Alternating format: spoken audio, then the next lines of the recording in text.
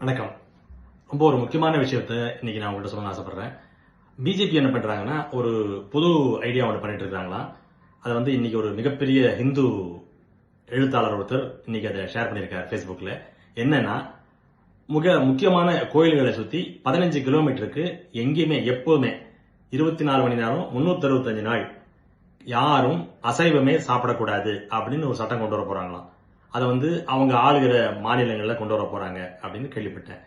அது எந்த அளவுக்கு உண்மை போயின்னு தெரியல. ஆனால் அவங்க பண்ணக்கூடியவங்க தான். இப்பயே பண்ணிட்டு இருக்காங்க. உத்தரப்பிரதேசத்திலாம் பண்ணிட்டு இருக்காங்க.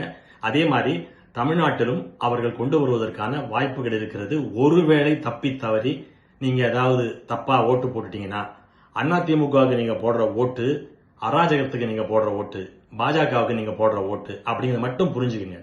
அது மட்டும் அல்ல, அதிமுகவுக்கு மட்டும் அல்ல, இன்னைக்கு பாஜகவோட அராஜகத்திலிருந்து தமிழ்நாட்டை காப்பாற்றி கொண்டிருக்கிற ஒரே அரண் திமுக தான். திமுக மேல உங்களுக்கு 1008 விமர்சனங்கள் இருக்கலாம். ஆனால் அதெல்லாம் ஒதுக்கி வைங்க. அது இல்லை இப்ப காலகட்டம். இந்த காலகட்டத்தில் நம்மளுடைய சுயமரியாதையை, தன்மானத்தை, நம்மளுடைய உரிமையை நாம் காத்துக்கிறதுக்கு ஒரே வழி இப்போதைக்கு திமுக தான். வேற எதுவுமே கிடையாது. அதனால உங்களுடைய அந்த மனமாச்சரியங்கள், விமர்சனங்கள் இருந்தால் அதெல்லாம் ஒதுக்கி வச்சுட்டு அதை அப்புறம் பேசி தீர்த்துக்கலாம். இப்போதைக்கு நீங்க வேறு எந்த கட்சிக்கும் உங்க ஓட்டை போட்டு வீணடிக்க கூடாது. திமுக கூட்டணிக்கு மட்டுமே நீங்கள் ஓட்டு போட வேண்டும். இதை நான் ஏன் சொல்றேன்னா, நான் என்னோட வாழ்நாள் முழுக்க நார்த் இந்தியாலே இருந்திருக்கிறேன். ரோட்ல இறங்கி போறப்ப ஜெய் ஸ்ரீராம் சொல்லு அப்படின்னுவாங்க.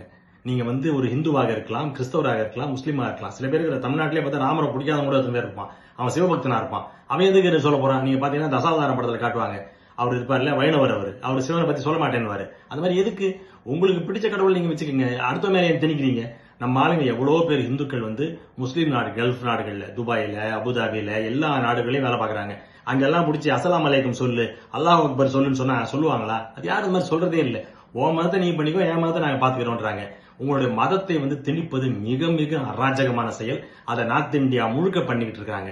இஸ்லாமியர்கள் எதிராக நீங்க என்ன வேணா பண்ணலாம். அவங்க மசூதி ஏறி இடிக்கலாம், உடைக்கலாம், என்ன வேணா பண்ணலாம் அப்படின்னு பண்ணி வச்சிருக்காங்க. இப்ப பாத்தீங்கன்னா ராமர் ஊர்வலம் போச்சுன்னா வேணே மசூதி வழியா போவான்னு கலாட்டம் பண்ணுவாங்க. இப்ப நம்ம ஊர்லயே பண்ணிட்டு இருப்பாங்க, பாத்துருக்கீங்க நீங்க. அதை நம்ம ஓரளவு கண்ட்ரோல் பண்ணி வச்சிருக்கோம். அந்த மாதிரி பண்ணுவாங்க.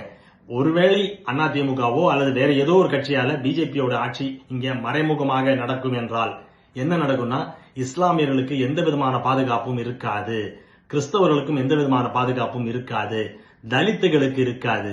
முக்கியமா அவங்க என்ன பண்ணுவாங்கன்னா, அதிமுக ஆட்சி வந்ததுன்னா ஒருவேளை முதல்ல இங்க பீஃப், மாட்டுக்கறியை பேன் பண்ணிடுவாங்க.